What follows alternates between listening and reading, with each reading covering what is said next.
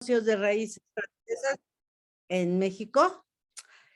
Por fin podemos estar un poco juntos, lejos, pero juntos al mismo tiempo con esta nueva tecnología que es maravillosa.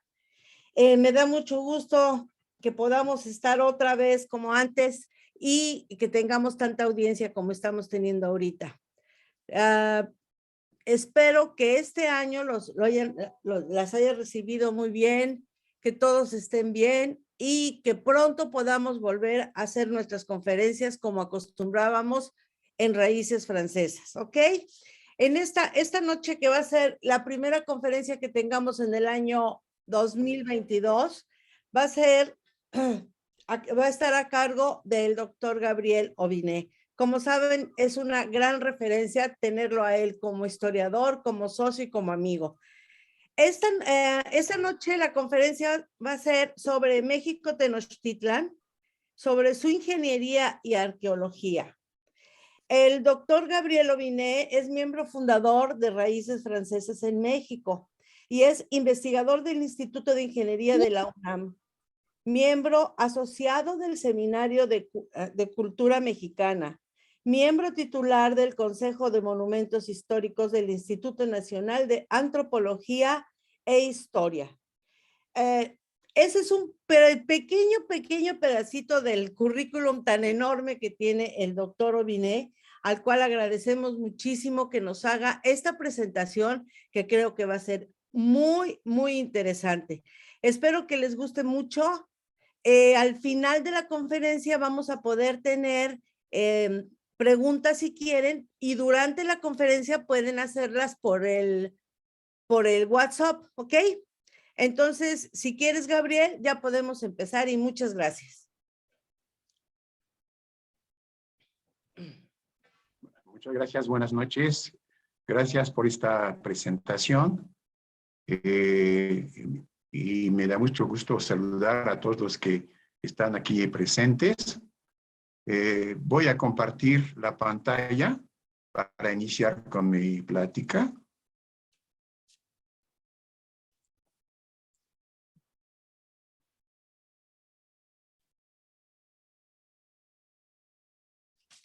Muy bien.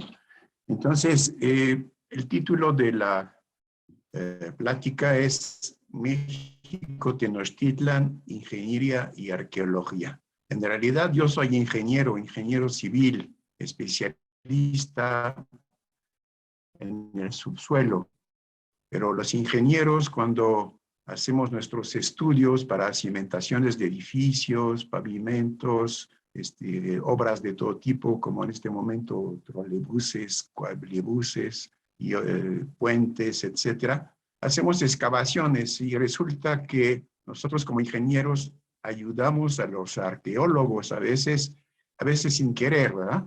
Pero lo que quisiera mostrar en esta plática es que en realidad una gran parte del acervo arqueológico que existe en la Ciudad de México está relacionado con trabajos de ingeniería que se han realizado a lo largo de los siglos y hasta recientemente, ¿no? Entonces hablaremos de esta ciudad magnífica de México Tenochtitlan, qué fue inicialmente, cómo desapareció prácticamente a raíz de la conquista y cómo ha vuelto a aparecer después, a fines del siglo XVII y sobre todo del siglo XVIII, perdón, a través de lo que llamamos ventanas arqueológicas, es decir, lugares donde una excavación permitió localizar algún elemento de lo que fue México Tenochtitlan. Entonces, ustedes seguramente, todos ustedes han estado en el Museo de Antropología y ahí hay unas piezas magníficas. Es uno de los museos más impresionantes del mundo, más ricos en obras extraordinarias. Y quizás se hayan preguntado, pero ¿dónde encontraron esto, no? Sobre todo las piezas principales, como la Piedra del Sol, el calendario azteca que vemos allá al fondo. Pues vamos a tratar de dar una respuesta parcial a esto, ¿no? Y vamos a ver que los ingenieros tienen mucho que ver en los hallazgos que se han realizado. Aquí estamos en el Valle de México. Es una vista con una escala vertical un poco exagerada, pero vemos que aquí está el Valle de México, está la Sierra Nevada con el Popocatépetl, el Iztaccíhuatl, el Telapón, el Tlaloc, la Sierra de Guadalupe con el Tepeyac por acá, la Sierra de Santa Catarina, la Sierra de las Cruces, y aquí fue donde se desarrolló inicialmente la ciudad de Tenochtitlan. A ver, ¿alguien habla? ¿Alguna pregunta ya? No, ya lo desactivé, bueno. su Okay. celular. Entonces, vamos a hablar de este Es que el sonido está muy mal. El sonido se oye 2 veces, está muy mal. Es que el sonido está muy mal. El sonido se oye 2 veces, está muy mal. Es que el sonido está muy mal. Bueno. Si quieren, vuelvo a empezar, pero ustedes me tienen que decir, ¿se oye mejor? Yo lo escucho mejor. Bueno, voy a tratar de hablar. Hay que hablarse frente a la computadora siempre, pero bueno. Yo también. Lo oigo bien. ¿Ya? Ok. Entonces vamos a hablar de esta Ya ciudad. se oye mejor, gracias. Perfecto.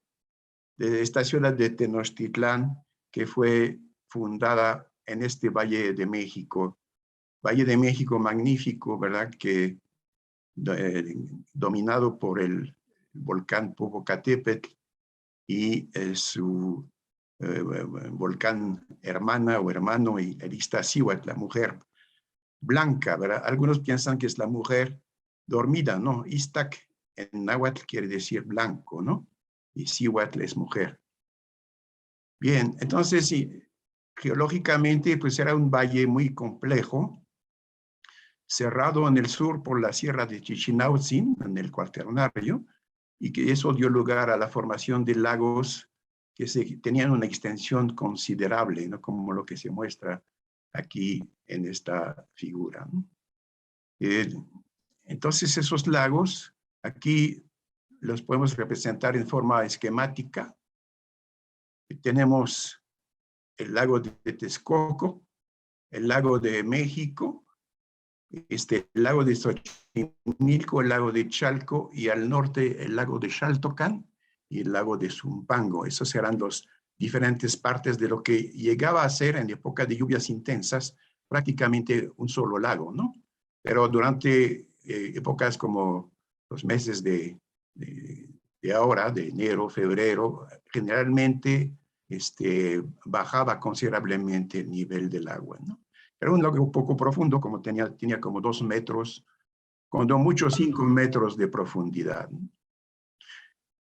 Entonces, esta zona lacustre estuvo ocupada desde hace muchos siglos. Aquí vemos algunos de los puntos donde se desarrollaron pueblos desde el inicio de la época cristiana, ¿verdad? Aquí vemos que ya estaba bastante poblado ya hace 2000 años, ¿no? Y se fue poblando cada vez más, aquí en 900 a 1200 después de Cristo, ¿no? Hasta que llegaron los aztecas, y eso lo sabemos por los códices que nos han dejado, especialmente el códice Aubin, ¿verdad? Aubin, en francés, que se quedó con este códice. Y la fundación, como se sabe, fue el 13 de marzo de 1325, aunque hay ciertas dudas, ¿no? Pero ahí fue donde ocurrió que en una isla dentro del lago se presentó entonces el águila comiéndose una serpiente, y ahí los mexicas decidieron fundar su capital, ¿no? Esta capital rápidamente, pues de los años 1325, llegó a ser una metrópoli magnífica, ¿no? No sé si conocen ustedes el libro Azteca. Hay una descripción magnífica de cómo un padre con su hijo llega a la ciudad de Tenochtitlan, y llegando por el lado de Texcoco y descubre esta maravilla que era la ciudad de Tenochtitlan. Entonces, en este plazo de 1325 hasta la llegada de los españoles, pues se sucedieron muchos emperadores. Tlatoani quiere decir en náhuatl, el que habla, ¿no? O sea, eran los emperadores. Empezando desde Tenoch, que es un personaje mítico, en realidad no se sabe si realmente sí existió o no, pero bueno, se considera como el fundador de esta dinastía, y le siguieron a Camapistli, Huitzilihuitl, Ximalpopoca, Ixcuatl, Moctezuma y Ilcamina, Axayacatl, Tizoc, Ahuizotl, Moctezuma, Xocoyotzin, Huitláhuac y Cuauhtémoc. Yo he hecho el esfuerzo en los últimos 5 años de tratar de aprender algo de náhuatl. Y es fascinante traducir los nombres, que de hecho las traducciones se dan aquí. A veces son un poquito especulativas las traducciones, pero sí sabemos que hubo personajes muy importantes. Yo quisiera mencionar a Ixcuatl, que hizo obras importantes en el lago, a Xayacatl, Tizoc, vamos a hablar de la piedra de Tizoc, a Huizotl, que también hizo un dique muy grande, y Moctezuma Xocoyotzin es el jovencito, ¿verdad? El más joven de la familia, que era emperador cuando llegaron los españoles. Entonces, en esta zona lacustre se fue formando una estructura urbana compleja. Al centro, ¿sí ven el apuntador? ¿Sí? Espero que sí. Al centro estaba la isla de Tenochtitlan, pero se comunicaba con la orilla del lago a través de diferentes calzadas, ¿no? Esta isla era básicamente una isla artificial, o sea, inicialmente seguramente, sobre todo en época de secas, esto era un tlatel, es decir, un montón de tierra que una pequeña elevación que sí sobresalía del agua, pero la fueron aumentando a base de rellenos, o sea, traían material, como lo seguimos haciendo, de petate de las lomas, para ampliar esta isla, ¿no? Y construir las calzadas que vemos aquí. Entonces se transportaban materiales en la forma que se indica aquí en el Códice Mendoza, ¿no? De hecho, ya tenían ingenieros. El emperador Ahuizotl fue prácticamente un ingeniero, construyó calzadas, diques, y él tenía sus técnicos, conocedores de los problemas que planteaba el subsuelo fangoso del lago de México, y capaces de construir pirámides y calzadas con sus puentes levadizos, como ustedes lo saben, ¿no? La obra quizá más impresionante prehispánica fue la que construyó Nezahualcóyotl, que él fue emperador, y fue Tlatoani en Texcoco, y en el siglo XV construyó un dique de 17 kilómetros de largo, que es el Albarradón de Nezahualcóyotl, que ya conocemos, ¿no? La idea era separar el agua dulce que rodeaba la ciudad de Tenochtitlan del agua salada que por evaporación se generaba en el lago de Texcoco. Entonces tiene una función ecológica muy clara, ¿no? Que no entendieron los españoles. Los españoles, cuando conquistaron Tenochtitlan, lo primero que hicieron fue demoler este Albarradón, y al rato se dieron cuenta de que habían cometido un error grave desde el punto de vista de la salubridad en la ciudad y otros aspectos, ¿no? Entonces, este dique no lo conocemos muy bien. Aquí Tito Rosas en 1869 propuso un trazo, pero como había sido prácticamente demolido, no estamos 100% seguros de la ubicación de este Albarradón.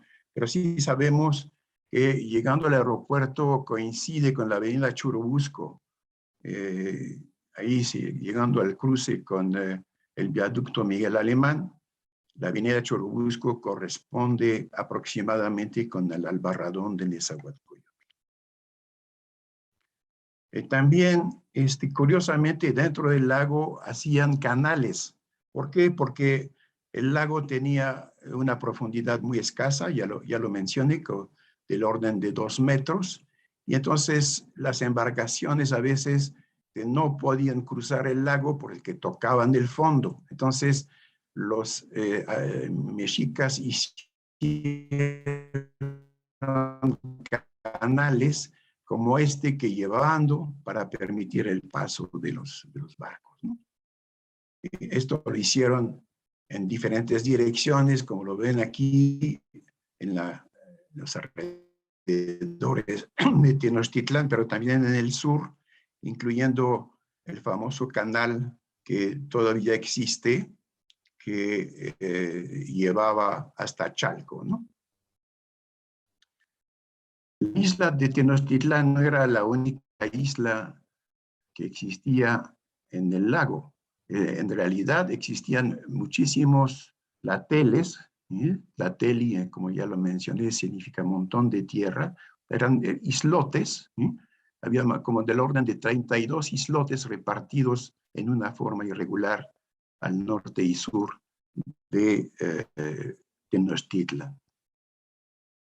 Y esos islotes pues también fueron poblados, o sea, en muchos de ellos se construyeron templos o edificaciones que existían cuando llegaron los españoles. Lo primero que hicieron los españoles fue precisamente en todos esos islotes construir una capilla que encima de los templos aztecas para imponer la presencia de la cultura española, ¿no?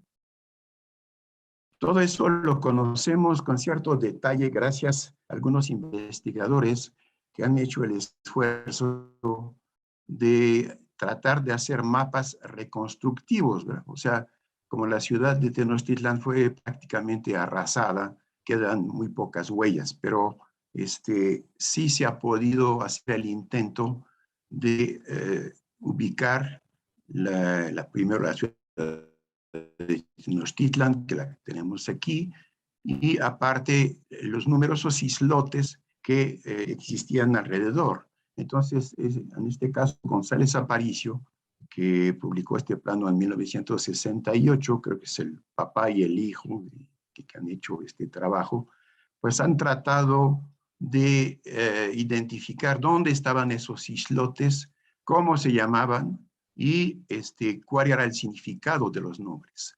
O sea, como el náhuatl es un idioma, no quiero decir primitivo, porque eso podría parecer negativo, pero sí primario, o sea, no desciende de ningún otro idioma.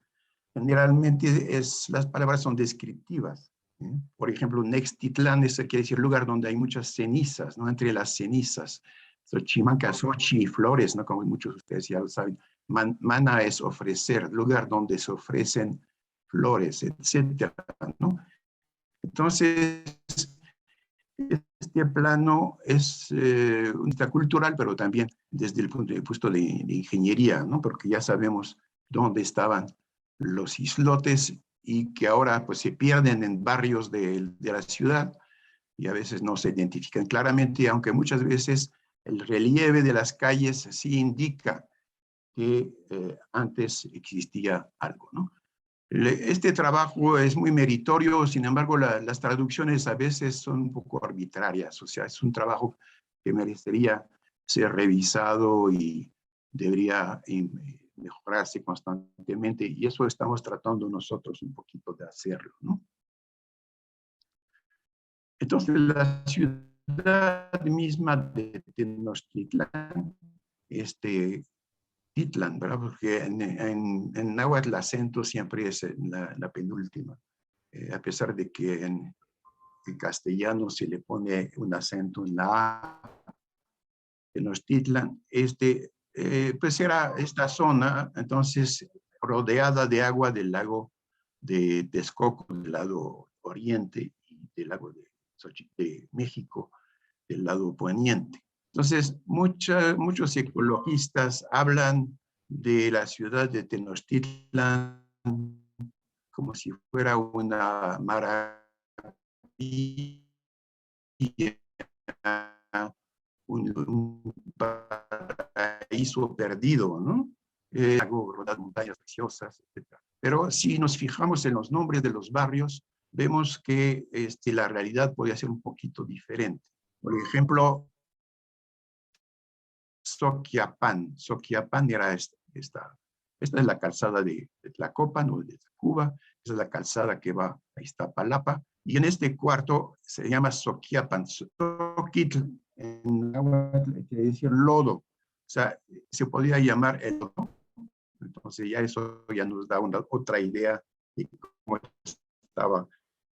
Hay que entender que eran rellenos saturados de agua y que frecuentemente inundados por el agua, ¿no? Entonces, Soquiapan.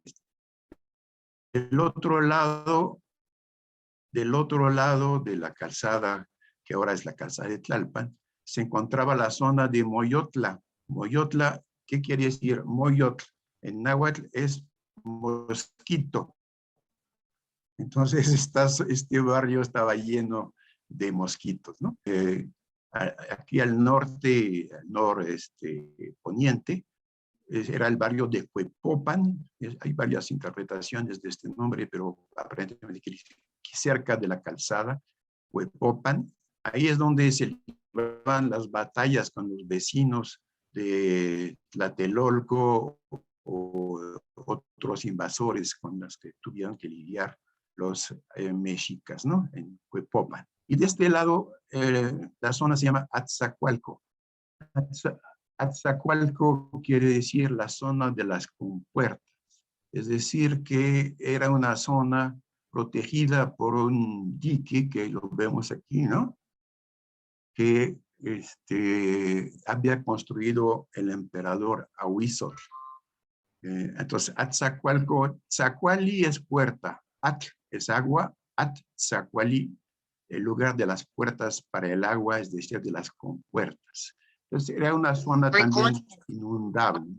Estos barrios cambiaron de nombre. Esto se volvió Santa María la Ribera, esto se volvió San Pedro, San Sebastián, Soquiapan se volvió San Pedro, y como lo saben bien los que han estudiado la historia de los franceses en México, Moyotla se volvió el barrio de San Juan, donde hubo en alguna época un barrio francés, sobre todo en el siglo XIX, ¿no?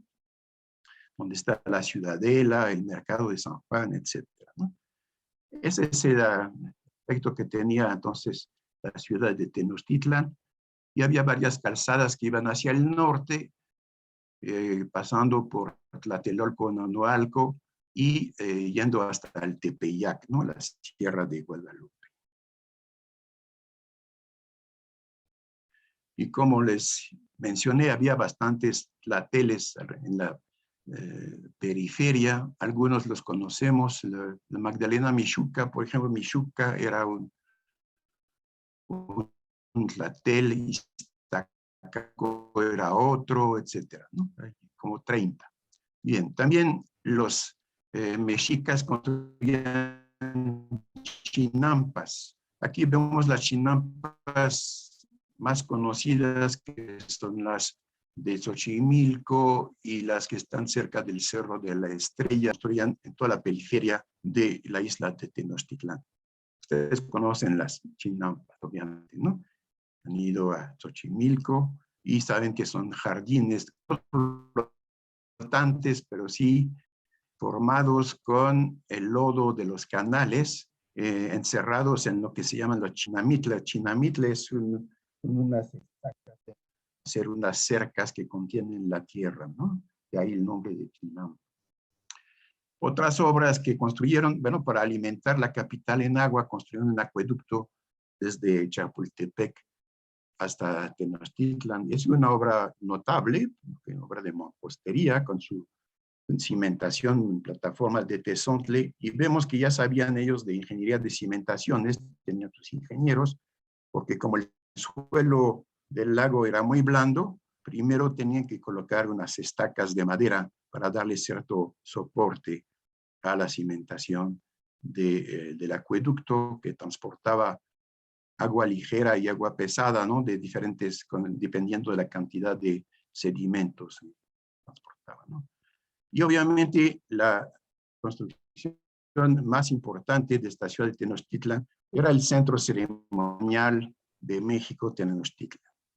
Desgraciadamente, como ya lo mencioné, cuando llegaron los españoles, lo primero que hicieron fue demoler todo esto y aprovechar las piedras para nuevas. Entonces, no ha quedado así un plano claro de cómo estaba este centro ceremonial de México, Tenochtitlan. Lo que sí sabemos, que como se ve aquí, es que había dos pirámides, una dedicada a Huitzilopochtli, el dios de la guerra, que curiosamente se llama el colibrí zurdo, ¿verdad? Porque los guerreros, cuando morían, se decían que se volvían colibrí, que es lo más bonito que hay en la naturaleza, ¿no?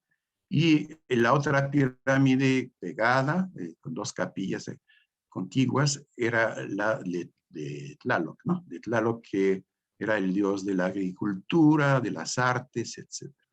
Entonces, eso es el templo mayor, que eso sí se sabe muy bien cómo estaba construido y se ha estudiado con bastante detalle, como lo vamos a comentar.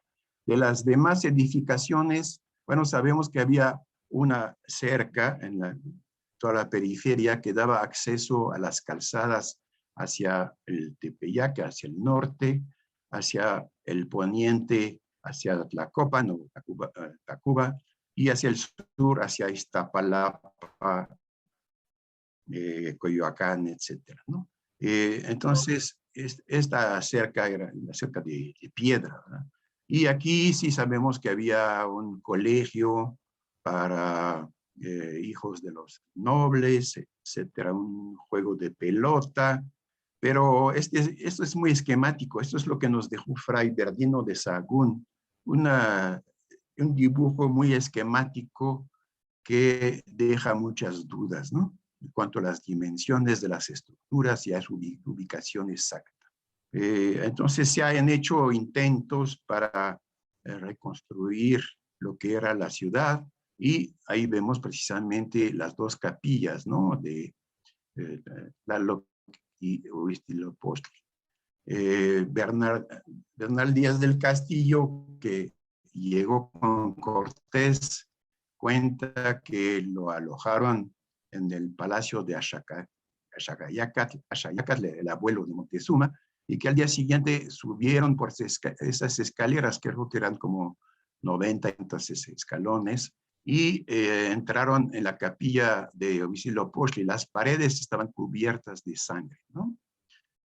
Aquí había un Xacmol, la escultura que ustedes conocen, que también se encuentra mucho en la cultura maya, y otras esculturas. Y entonces, aparte de esto, había otras estructuras, un monumento a un templo, el dios Ejecatl. Ejecatl es el dios del viento, es una variante a vocación de Quetzalcóatl. Y ese es el templo de Tonatiuh, el dios del sol, del que hablaremos. Aquí vemos la barda. En el Museo de Antropología hay una maqueta que da una imagen aproximada de lo que era el centro ceremonial donde estaba el templo mayor. Esos dos templos, que por cierto no estaban orientados así, eran templos dedicados a Tezcatlipoca, que era la competencia, digamos, de Quetzalcóatl, el dios de los espejos de humo. Bien, entonces, esa es una idea un poco vaga que tenemos de lo que era la ciudad de Tenochtitlan. Si tratamos de ver dónde quedaba respecto a las calles actuales, pues podemos hacer, como lo hice aquí, el intento de definir una frontera que abarca desde lo que es la catedral, que está aquí, la catedral estaría, por tanto, dentro del recinto, pero vemos que el Zócalo está afuera, ¿no? El Palacio Nacional también. Una pequeña parte del Palacio Nacional sí estaba dentro, pero básicamente el Palacio Nacional queda afuera. Y aquí tenemos el Templo Mayor, que seguramente ustedes conocen, la casa del Marqués del Apartado, de la que hablaremos dentro de un momento, y el Colegio Nacional, el Colegio de San Ildefonso. Sí, sí, más o menos identifica la zona. Bueno, pues esto lo que era el recinto sagrado, ceremonial de los mexicas. Entonces, aquí está un plano un poquito más rebuscado que trata de ubicar las diferentes estructuras. Aquí está el Calmeca, que es la casa para sacerdotes y jóvenes, ya dijimos que un colegio. Aquí está el templo a Jejecatl, Quetzalcóatl, dios del viento. Aquí está el templo mayor con sus dos capillas. Los dos templos que ya vemos aquí, ya el templo de Tezcatlipoca, el rojo se llama por alguna razón. Y está volteado así, ¿no? Y aquí otro templo a Tezcatlipoca. Aquí está indicado el templo del sol Tonatiuh. Bueno, pues lo que sabemos ahora es que no estaba ahí, estaba mucho más hacia la calle de Seminario, ¿no? De hecho, abajo del sagrario habría que mover esto, ¿no? Y había otros templos, como el templo de Xochiquetzali, la diosa que se describe con mucho detalle en el Código Borbónico, ¿no? El templo de Chicomecoatl, Cihuacóatl, Cihuá es mujer y Coatl es serpiente, ¿verdad? Pero curiosamente este nombre lo llevaba también el mayordomo del emperador, su segundo a bordo, digamos, se llamaba también Cihuacóatl. Correcto, entonces tenemos aquí una visión más o menos general de lo que podría ser el Templo Mayor, pero las excavaciones voluntarias o hechas para otros propósitos han mostrado poco a poco que esto hay que ajustarlo, definirlo mejor. Obviamente eso ha sido el trabajo de arqueólogos como Matos Moctezuma, y para mencionar el más conocido, y muchos otros. Correcto. Aquí un detalle curioso, este pequeño basamento ceremonial, ahí había un palo, un poste alto como el que vemos aquí, ¿sí? Donde en la veintena, ustedes saben que el año se dividía en 18 veintenas, o sea, una de las veintenas era la de la caída de la fruta. Bueno, para esta celebración se hacía bailes de este tipo, vemos aquí desde los jóvenes a los más ancianos. Esto tiene un valor simbólico muy, muy complejo que se puede explicar. Era la fiesta de los muertos. Miki es muerte, ¿no? Iluit es fiesta. Huey es grande. Entonces, todo esto tenía lugar aquí, en este lugar que marco aquí, que era el pequeño basamento ceremonial. Pero había muchas otras ceremonias, obviamente. Había una especialmente para Xochiquetzali, etc. Y en el Templo Mayor. Correcto. Aquí está otro intento de reconstitución, pero nuevamente muy aproximado. No hay que creer que se conozca eso con tanta precisión. Correcto. Bueno, ya el 13 de agosto de 1521, ustedes saben que los españoles se apoderaron de la ciudad. No fue fácil, no voy a entrar en todos los detalles que ustedes conocen, la noche triste, etcétera, pero el caso es que el 13 de agosto de 1521 los españoles se apoderaron de esta isla, de la ciudad de Tenochtitlan, y este dibujo fue el que envió Cortés a España para explicar cómo estaba la ciudad, ¿no? Obviamente está fuera de escala, pero sí se conserva lo que conocemos, el lago de Texcoco, la calzada a Tepeyaca, que es la nariz de la montaña, así es lo que quiere decir Tepeyaca. Iztapalapa, por acá, y Atacuba, son las principales calzadas, aunque existían otras, ¿no? Ok, entonces los españoles fueron ocupando esta isla, y lo primero que se dan cuenta es que tenían que proteger la ciudad contra inundaciones. O sea, como habían demolido el Albarradón de Nezahualcóyotl, ese es el Cerro del Peñón ahí en el aeropuerto, eso es el Peñón del Marqués en la salida a Puebla, eso es el lago de Texcoco, y había desaparecido el Albarradón, entonces tuvieron que construir otro que coincidió más o menos con un segundo Albarradón que había construido Ahuizotl, y que volvieron a construir los españoles en el siglo XVIII. O sea, ya ha transcurrido más de unas inundadas. Esta es la calzada de Tacuba, aquí de agua de Chapultepec, y vemos que zonas como Santa María la Ribera y todo eso todavía estaban parcialmente. ¿No?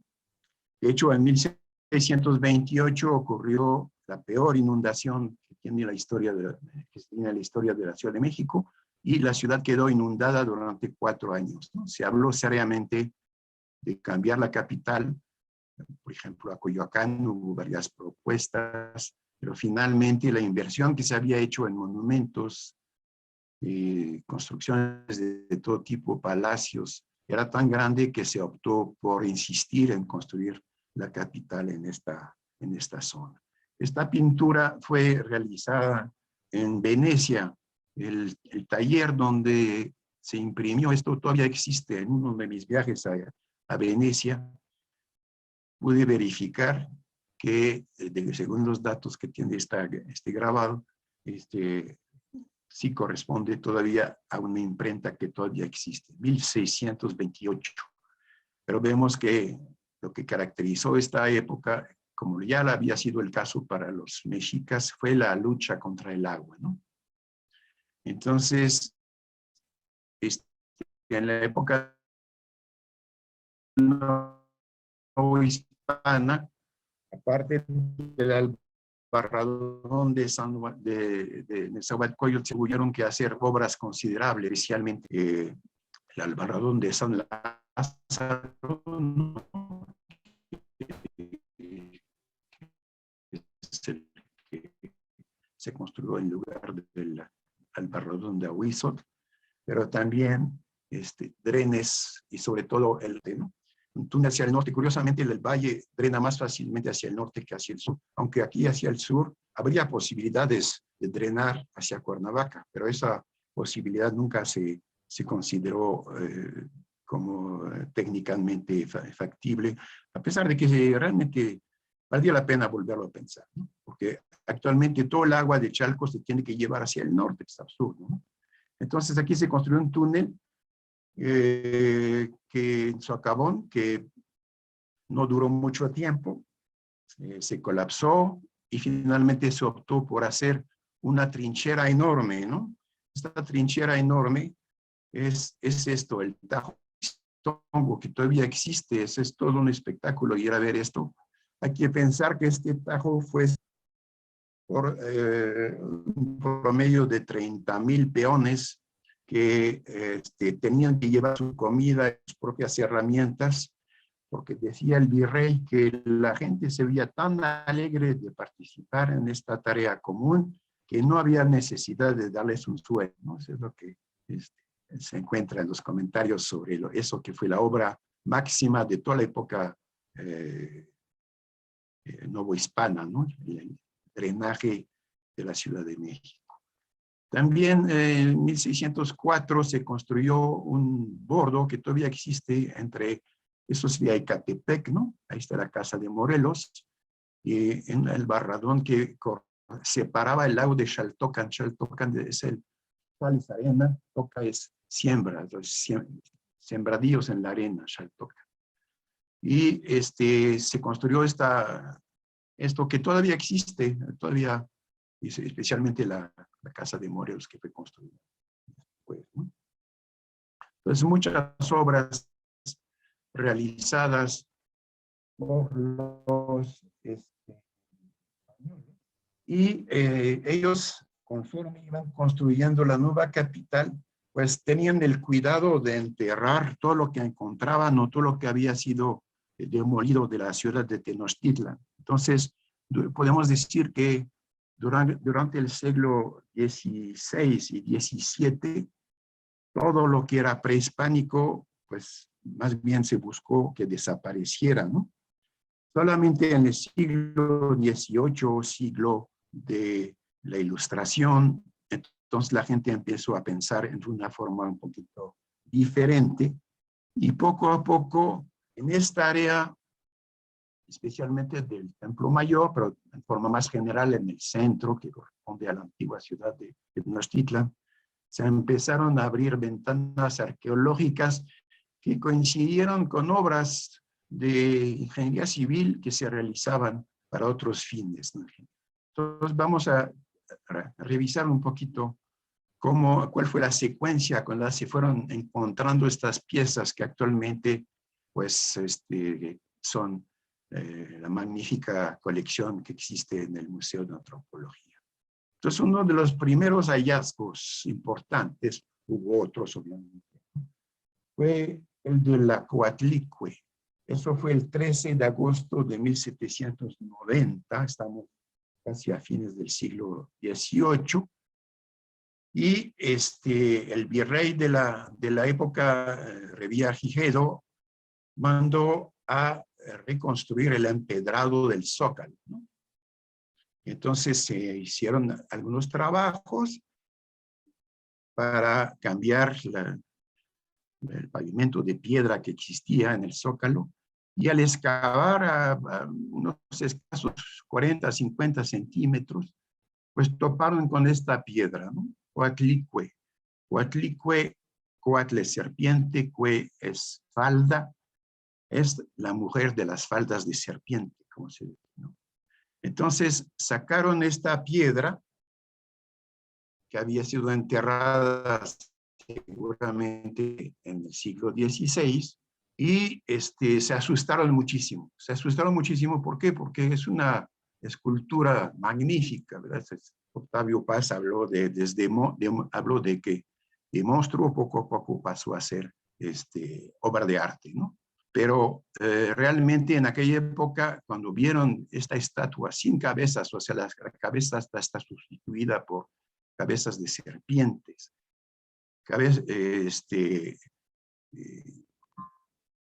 cabeza de muertos y serpientes, se asustaron muchísimo. Entonces, lo primero que hicieron en agosto de 1790 fue enterrarla. Pero sí le dio tiempo a Antonio de León y Gama hacer esos dibujos que quedaron como un antecedente de que ya se había visto con detalle esta piedra, ¿no? Eso fue en 1790, ¿no? Esto coincide un poquito con la época también del viaje de Alexander von Humboldt a México, a principios del siglo XIX. Alexander von Humboldt, que era una mente muy abierta a todo conocimiento, muy curioso, ¿verdad? Es probablemente uno de los grandes científicos de toda la historia de la humanidad. Pues él supo de esto, de que habían sacado en algún momento la piedra de Coatlicue. Entonces, él dijo, y quiero ver la Coatlicue. Entonces, primero trataron de convencerlo de que no viera la piedra de Coatlicue, pero finalmente sí hicieron la excavación. Y Alexander von Humboldt pudo ver ahí en el Zócalo, frente al Palacio Nacional, del lado sur, pudo ver la piedra de Coatlicue. La vio unos 20 minutos y lo llamaron para otra cosa, ¿no? Entonces fue a atender otro asunto y después regresó. Cuando regresó ya la habían vuelto a enterrar. La gente le tenía pánico a la Coatlicue. Y así fue durante varios años. la enterraron y desenterraron 4 veces. Finalmente decidieron colocarla en el patio de la universidad, que en aquella época estaba en la Plaza del Volador, ahí donde está actualmente la Corte Suprema de la Nación, y ahí quedó durante mucho tiempo antes de que fuera a dar al Museo de Obras Prehispánicas que generó, que creó Maximiliano de Habsburgo en 1865. Poco tiempo después, o sea, el mismo año, en la misma zona, encontraron la famosísima Piedra del Sol, calendario azteca. Ahí sí, León y Gama, nuevamente, fue el que registró este evento.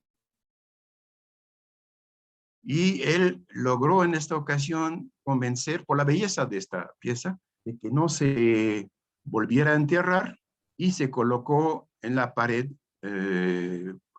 poniente de la Catedral Metropolitana, ¿no? Ahí estuvo durante muchos años en la Catedral Metropolitana.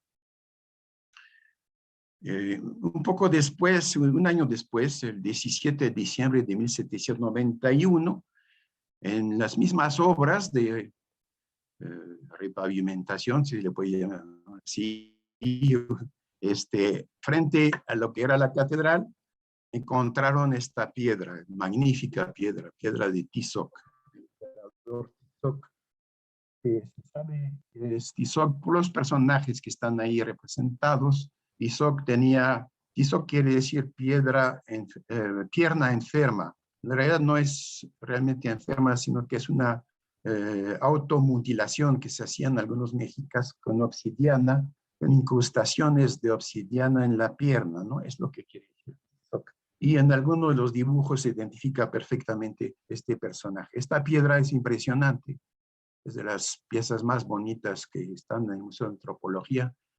Y se piensa que era la piedra donde tenía lugar un ritual un poco espantoso, que era de amarrar a un prisionero en el centro, a algún poste, ¿no? Y a él no se le daba armas para defenderse, nada más unas plumas o cosas así. Y a este pobre prisionero lo atacaban una serie de guerreros hasta que lo mataban, ¿no? Los guerreros sí estaban armados con famosos piedras, o sea, que son como pedazos de madera con incrustaciones de obsidiana, y ahí ocurría este rito para matar a los prisioneros. Correcto. ¿Perdón? ¿Algún comentario? No, ingresó alguien, señor Ovine, y ya le puso silencio a su micrófono. Sí, aprovecho, ¿sí se oye bien? Sí, está, bueno, se oye algo entrecortado, pero se puede captar la idea, sí. Bueno, poniendo atención, no hay problema, continúe. Gracias. Entonces, así fueron abriéndose ventanas arqueológicas. En 1800 y pico, el arquitecto Tolsá, que es famosísimo, ¿verdad?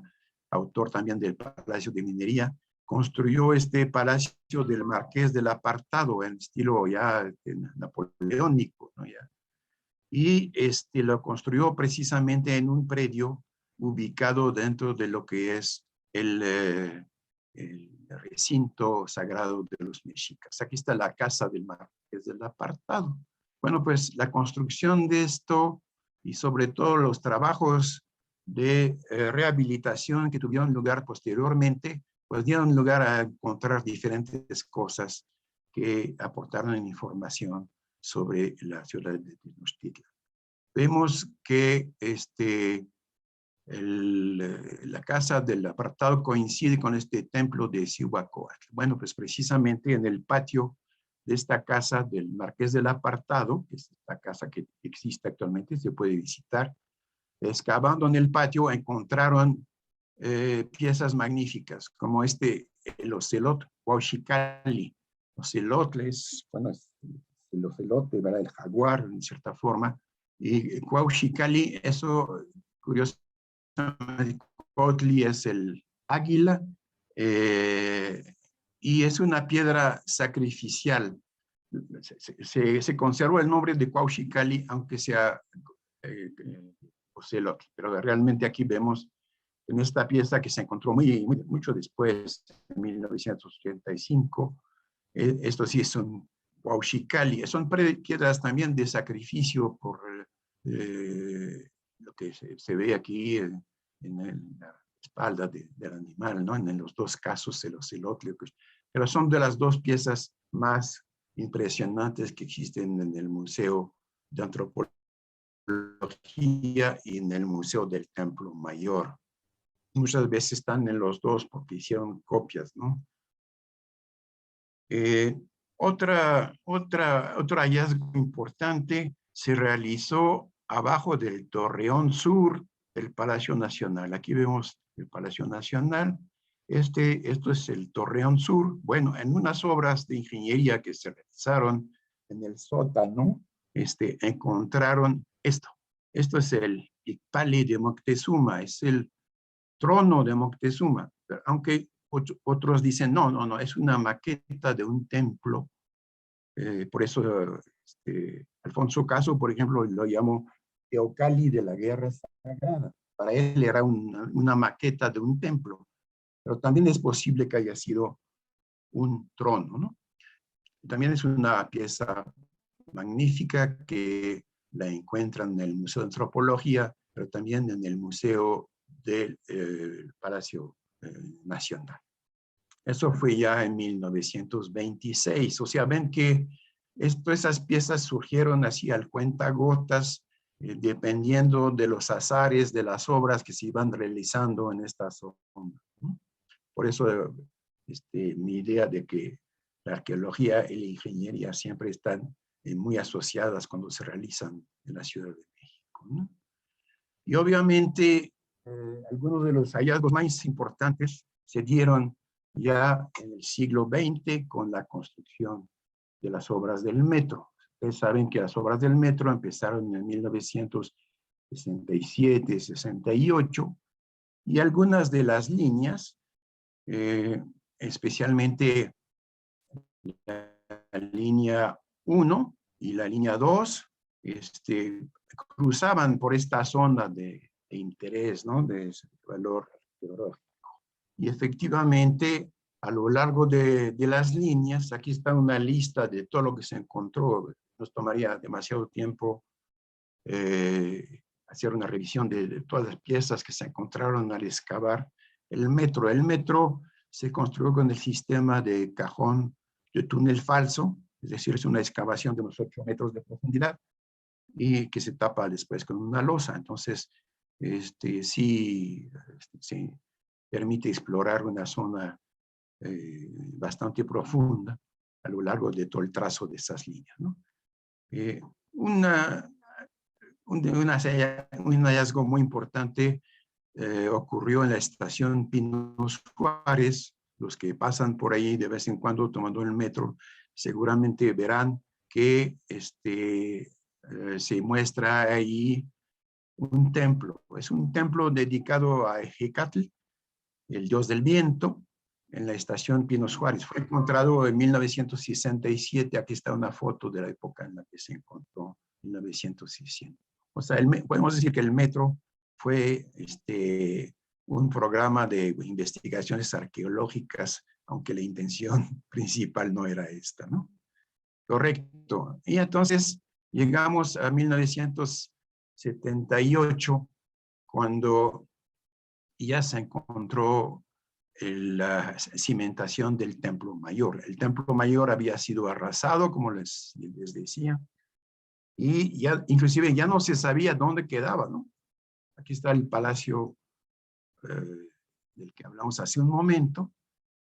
Desde el principio del siglo XX, que era un arqueólogo, encontró algunas evidencias de elementos del recinto sagrado y del templo mayor. Pero no pudo hacer muchas investigaciones porque esta zona estaba construida, ¿no? Estaba construida.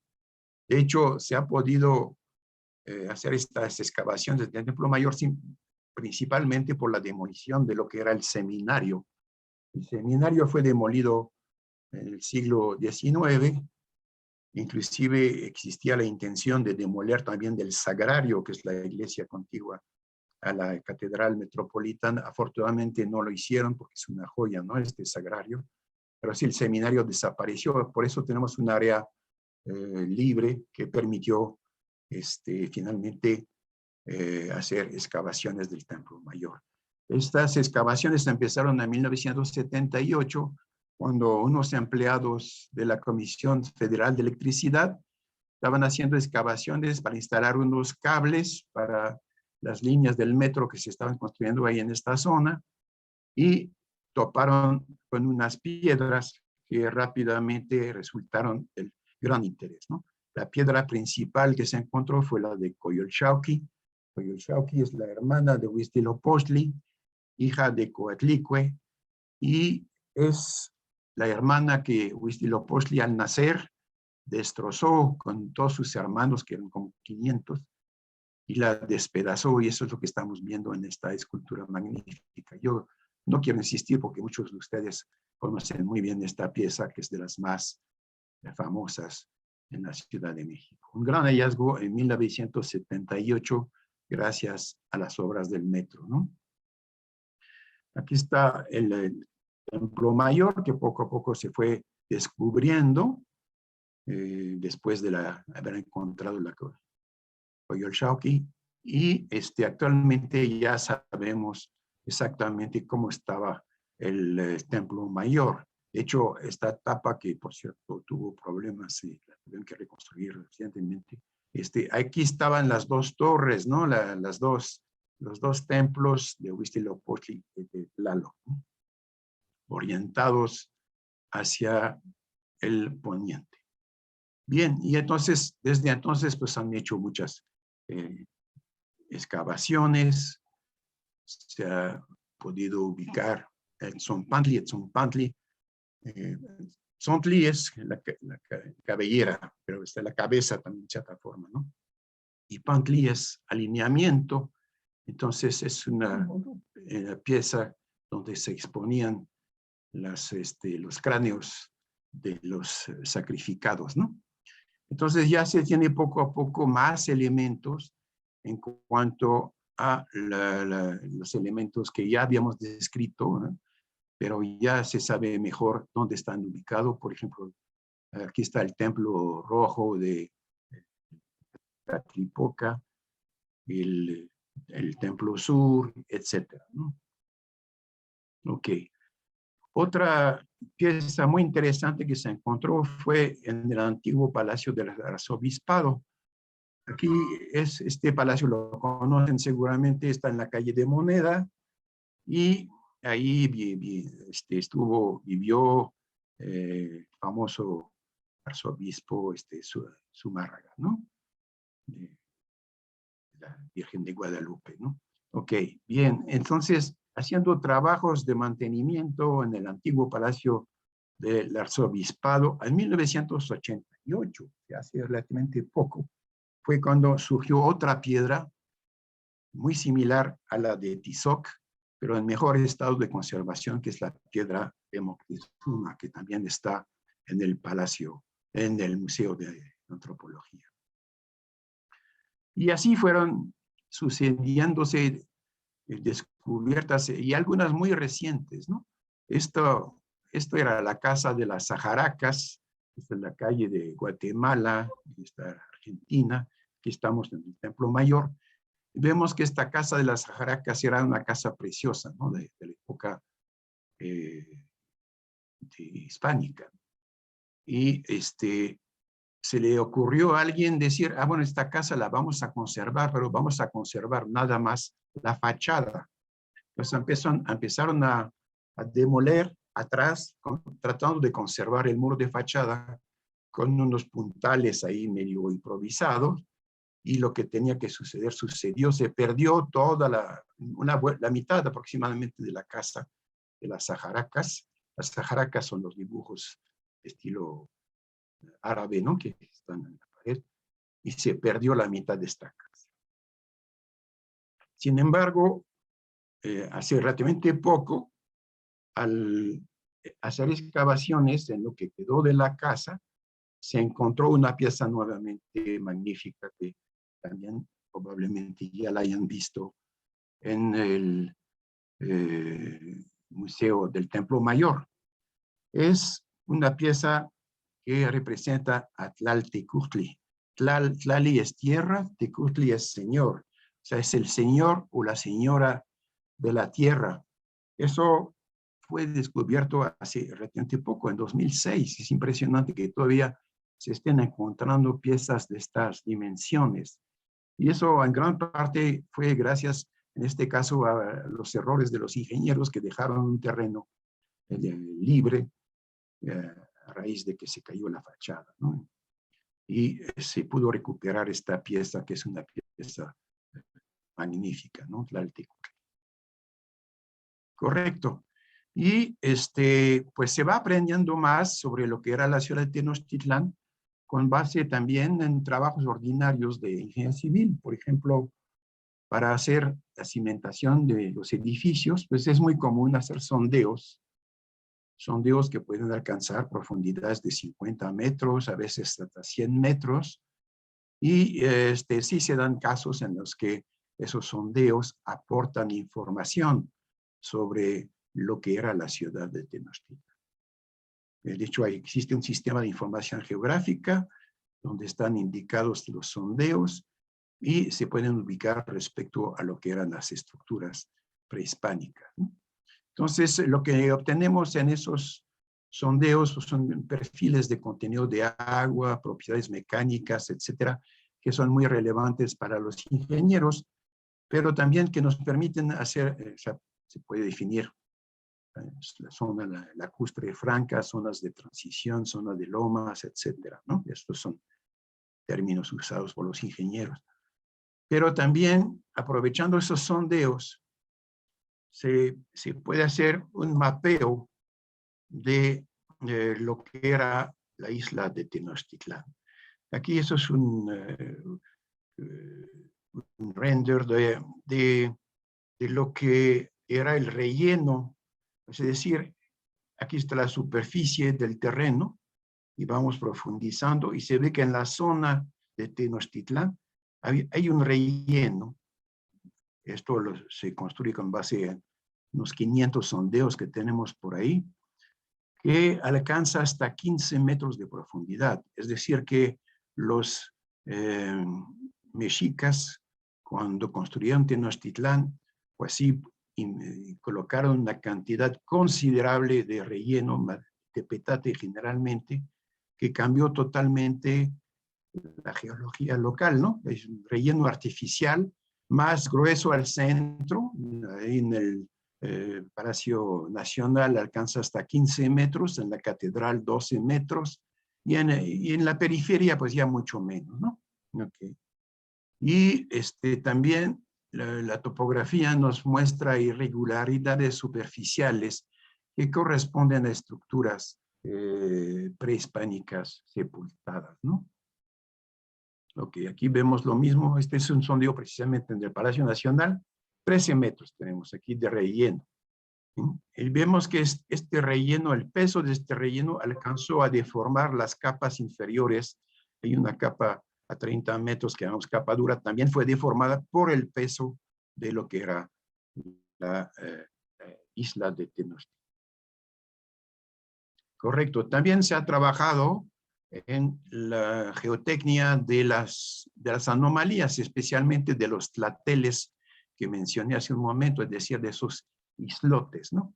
Hay un trabajo magnífico que hicieron unos colegas míos, un estudiante aquí, Ulises Matus, tuvo un premio por esta tesis, donde con base en los sondeos se busca evidencias de los monumentos o otras piezas que existían en esos islotes, ¿no?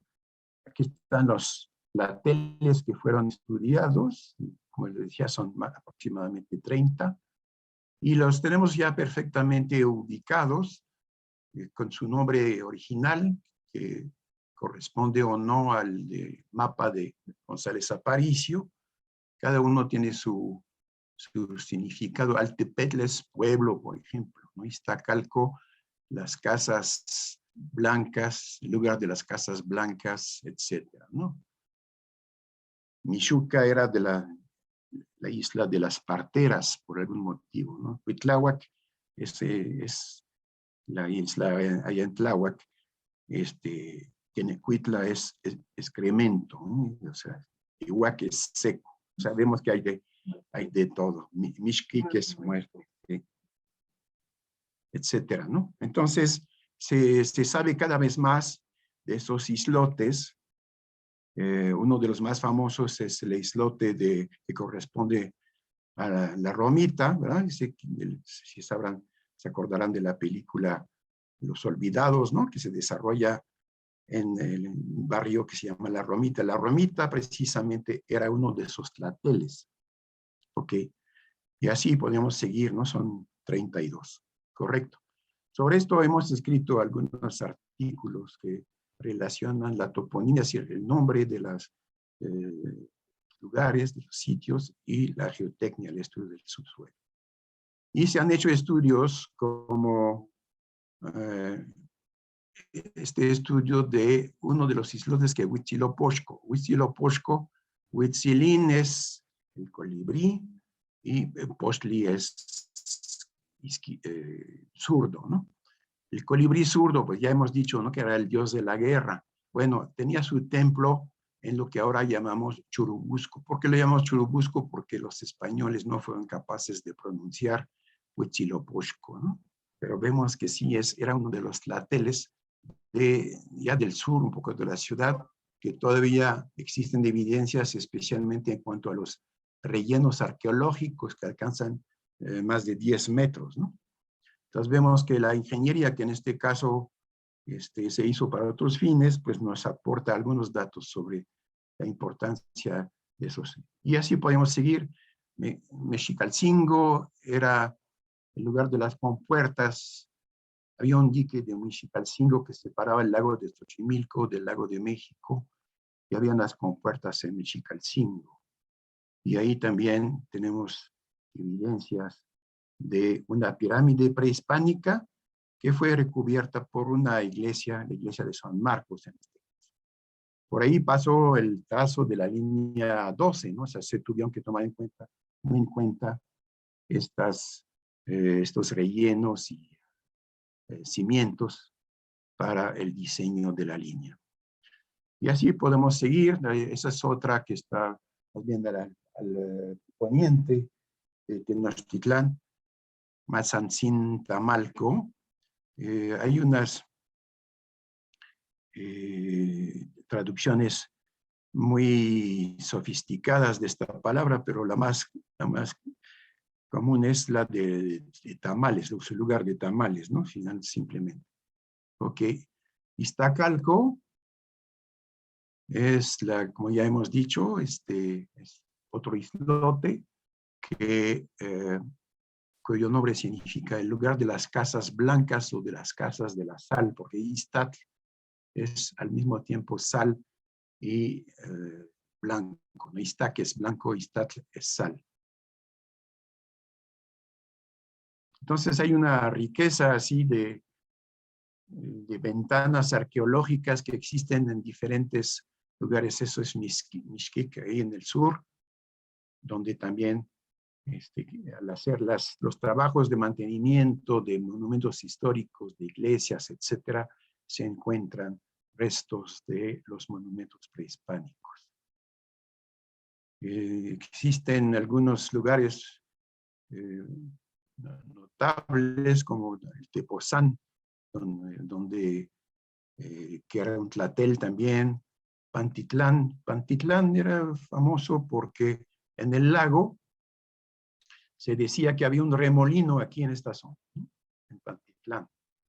y que ahí desaparecían los pescadores, ¿sí? Los pescadores que además los amenazan los ahuizoles. Los ahuizoles, quizá ustedes hayan oído hablar del hijo del ahuizote, que era un periódico famoso en la época de Porfirio Díaz. El ahuizote es un animal mítico probablemente, que nadaba en las aguas del lago de Texcoco, y cuando se acercaba un pescador con su cola, que tenía una mano, agarraba al pescador y lo jalaba hacia el fondo del lago, ¿no? Y al día siguiente salía el pescador con, faltándole los ojos y los dientes, etcétera, ¿no? Todas esas son leyendas que han sido reportadas por Bernardino de Sahagún, por ejemplo, ¿no?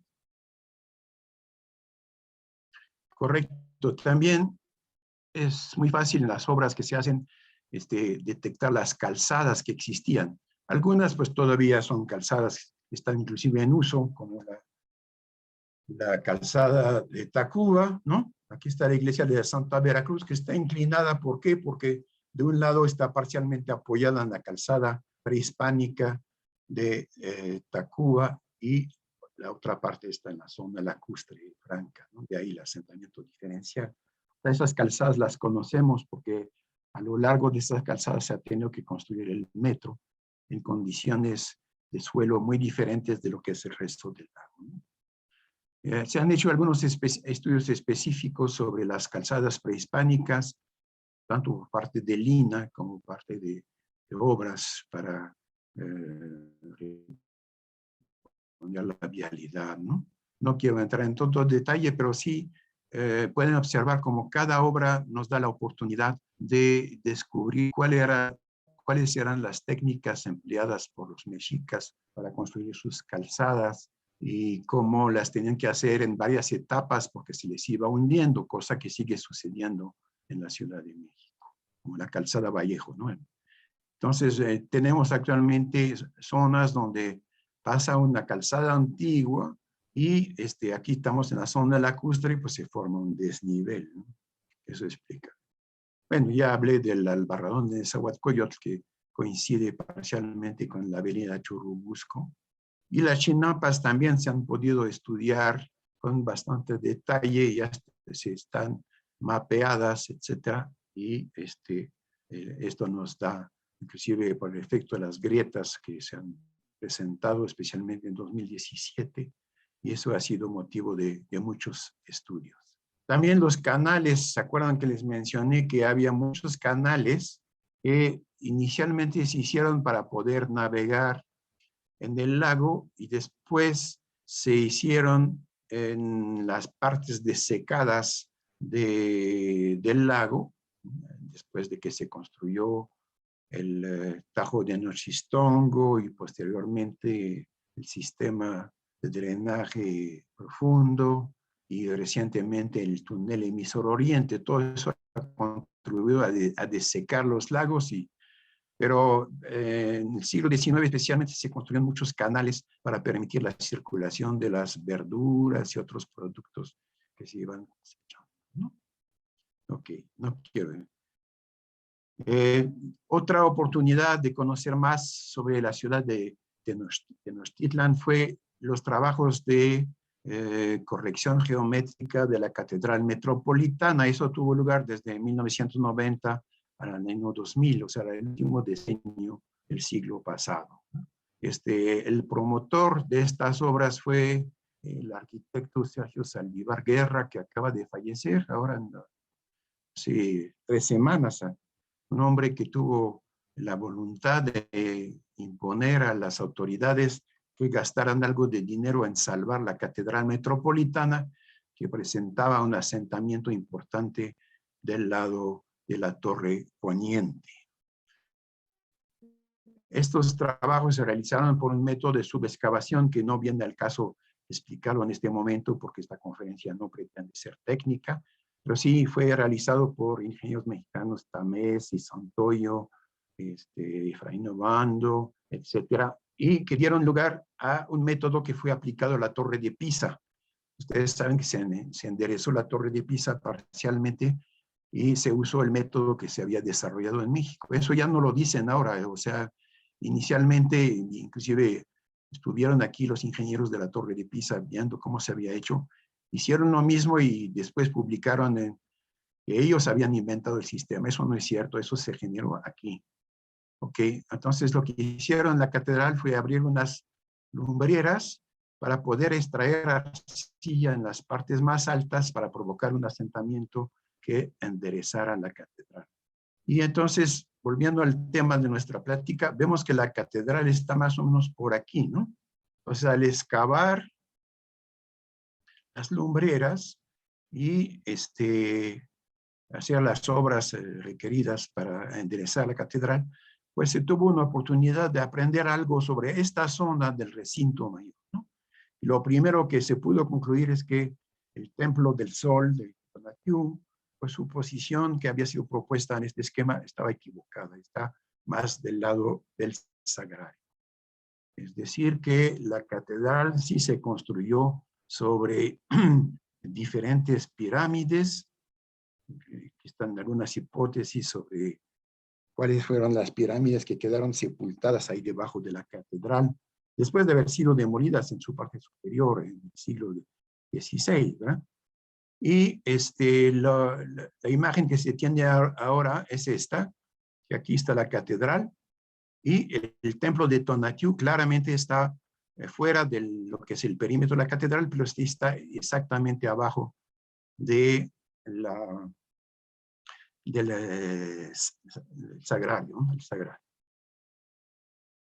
Entonces, vemos como esos trabajos de ingeniería pues se volvieron también trabajos de investigación arqueológica.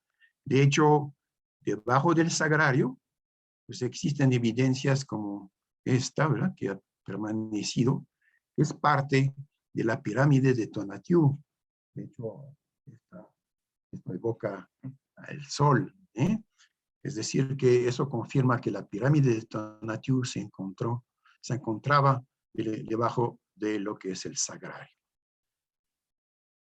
Bueno, la catedral pudo ser enderezada de 90 centímetros aproximadamente, y pero eso es una cosa de nunca acabar. Actualmente hay estudios nuevamente para una nueva intervención en la catedral. Sí.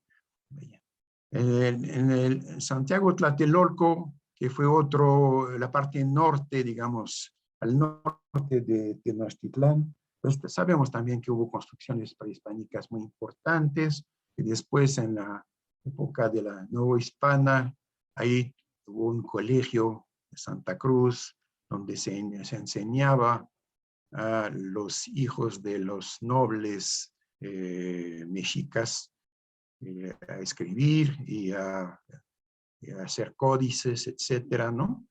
Bajo la guía de Bernardino de Sahagún, entre otros, Gante y otros, ¿no? Y estas ruinas están ahí y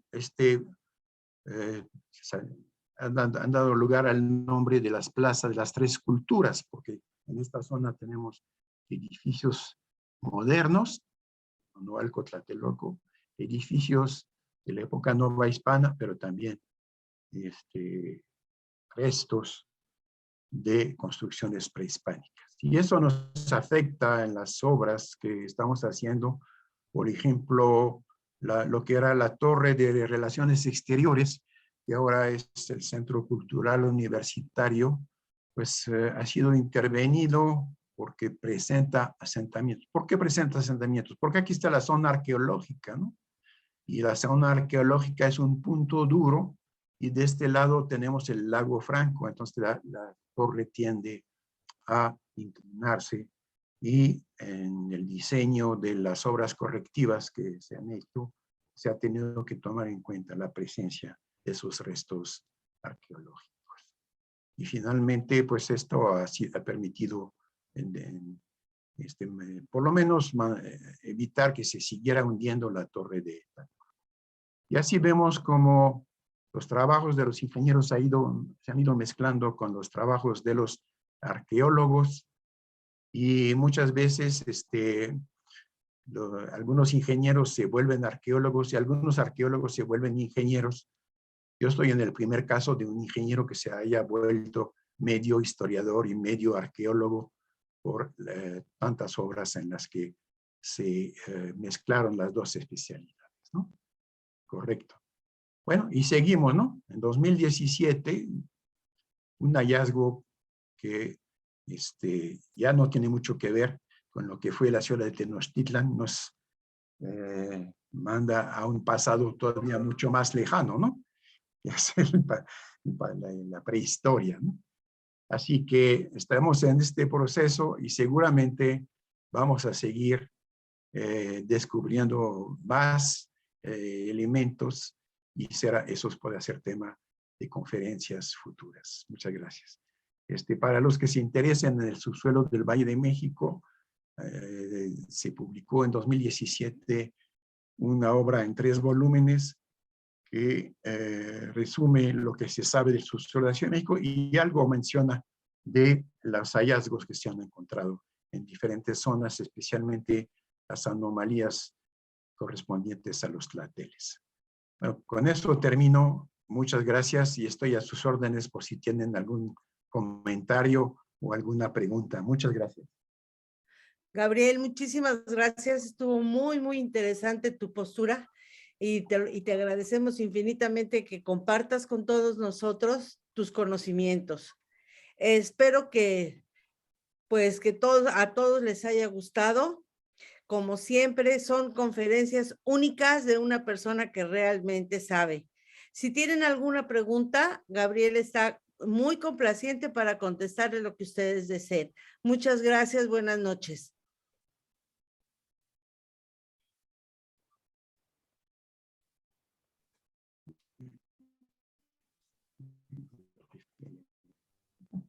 No hay preguntas, ¿verdad? ¿Comentarios? Y Vanessa Sandoval, si gustas hablar, Vanessa, activar tu micrófono, por favor. Buenas noches a todos. La pregunta que yo tendría es, cuando ustedes están haciendo los estudios de suelo, ¿todos estos descubrimientos arqueológicos que han hecho han sido incidentales o ustedes podrían utilizar esto para realizar más hallazgos arqueológicos? Pues las obras de ingeniería sí han sido accidentales, inclusive muchas veces complica mucho las obras, ¿no? Me acuerdo, por ejemplo, en el eje central que se encontró un cementerio que estuvo frenando la construcción de la línea del metro que pasa por ahí, cerca de Bellas Artes. Es decir, que obviamente es obligación de los ingenieros reportar cualquier hallazgo que se haga, reportarlo con el INAH, con el INBA también, y muchas veces eso lleva a detener las obras hasta que se haga una evaluación de lo que se encontró y inclusive puede haber adaptaciones de las obras, ¿no? Por ejemplo, el trazo de la línea 8 cambió porque iba a pasar por ahí, por la Plaza de Santo Domingo, y nos dimos cuenta de que iba a afectar lo que es la antigua aduana y otros monumentos, en este caso hispánicos, que se encuentran en esta magnífica zona de la Plaza de Santo Domingo. Entonces es una interacción que existe entre ingenieros y arqueólogos, que a veces pues lleva a ciertas tensiones porque las obras siempre tienen prisa, ¿no? Pero bueno, también hay que respetar los hallazgos que se encuentren. ¿Otro comentario?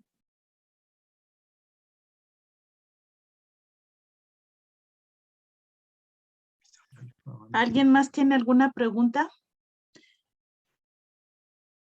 ¿No? Bueno, pues por mi parte, entonces agradecer su presencia. Sí, la señora Lynn, señora, ¿quiere preguntar Lynn, algo? por favor. ¿Sí? No, nada más felicitar. Sí, Del área, profesional, me pareció muy, muy interesante. Muchas gracias. Qué amable, muchas gracias. Bueno, pues Nada más me falta saludar a algunas personas que estoy viendo por ahí, que son incondicionales de las pláticas de raíces francesas. Da mucho gusto ver que están por aquí, ¿no? ¿De acuerdo? Muchas gracias, nuestra presidenta. Y Muchas gracias. Buenas noches a todos. Aquí Buenas noches, Gabriel. Buenas noches a todos. Muchas gracias. A Jacques Père, que no le hemos visto. Jacques Père ya no está por acá, ¿verdad? ¿Sí? No, creo que tenía una junta con algunas personas, por eso no pudo estar presente. Perfecto. Exacto. Bueno, Okay. les agradezco mucho su paciencia y su interés por esta plática. Te agradecemos a ti sobre todo por compartir todos tus conocimientos con nosotros. Buenas noches. Hola, Monique, ¿cómo estás? Y que la pasen muy bien y espero vernos muy pronto. La próxima plática será el próximo martes último de febrero. Ya les comunicaremos sobre qué se va a tratar y para poder estar juntos otra vez. Buenas noches y que duerman bien. Buenas noches. Ojalá.